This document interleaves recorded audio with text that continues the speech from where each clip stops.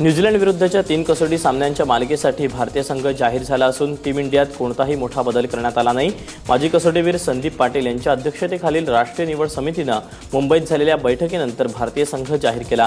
दुलीप करंडकात द्विशतक ठोकणाऱ्या चेतेश्वर पुजाराने टीम इंडियात आपलं स्थान कायम राखलं। रोहित शर्मालाही निवड समितीने पुन्हा संधी दिली, तर वेस्ट इंडिज दौऱ्यावर गेलेल्या भारतीय संघातून केवळ स्टुअर्ट बिन्नी आणि शार्दुल ठाकूरला वगळण्यात आलं। न्यूझीलंड विरुद्धची ही मालिका 22 सप्टेंबरपासून सुरू होणार आहे। रिओ पॅरालिम्पिकमध्ये सुवर्णपदकाची कमाई करणाऱ्या मरियप्पन थांगवेलूने आपल्या दिलदारपणाने समाजासमोर एक नवा आदर्श निर्माण केला। थांगवेलूने त्याला मिळालेल्या इनामाच्या रकमेतून तब्बल 30 लाख रुपयांची देणगी आपल्या सरकारी शाळेला दिली आहे। मरियप्पन थांगवेलू हा मूळचा तामिळनाडूचा असून रिओ पॅरालिम्पिकमध्ये त्याने उंच उडीचं सुवर्णपदक पटकावलं। पॅरालिम्पिकच्या इतिहासात सुवर्णपदकाची कमाई करणारा थांगवेलू हा तिसरा भारतीय ठरला।